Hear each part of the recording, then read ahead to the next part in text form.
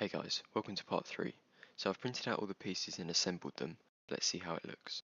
I did actually record myself assembling this, however it took longer than expected and wasn't very interesting. You can see here how I've used the cross beams to attach everything together and allow things to pivot. You can also see how I've attached the syringes to the cross beams using zip ties. As well as zip ties, I use duct tape. This is because although the zip ties are strong on their own, the duct tape will ensure the syringes don't slip. I used paper clips bent in an L shape attached to the claw and the final syringe to move the claw. I bent them in an L shape so the claw was pulled directly backwards instead of inwards. I previously had them just straight, however this sometimes led to the claw being pulled together when it should have been pulled apart. You can see here the wooden base I was talking about in the previous video.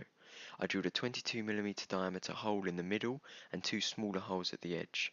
Around these smaller holes I attached a zip tie which attached to a syringe which would allow the base to turn. After placing the bearing inside the base, I attached my 3D printed base which fitted perfectly. You can see that I attached rubber pads to the parts at the end of the claw.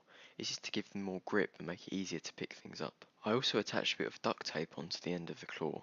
This is so that these parts can't swivel all the way around. I could have fixed this by printing a notch on the claw and may do that at a later date. Now that everything is assembled, you can clearly see how the bracket attaches to the arm and to the claws. You can also see why it was necessary for me to move the mounting points of the syringe on the final section of the claw. If you look closely just above the base, you can see how I duct tape the tube coming out of the bottom syringe. I did this because if I didn't, the tube would catch on the base and the arm wouldn't be able to move up. To fill the syringes, I first filled one syringe up fully and ensured there weren't any bubbles in it. I then attached a tube of the correct length and squeezed the water to the end of the tube. The next thing I did was attach the syringe on the other side to the end of the tube. By doing it this way there aren't any bubbles in the system and the hydraulics is the most powerful it can be. Okay guys, I hope you've enjoyed this build. I have put the STL files in the description so you can build this at home.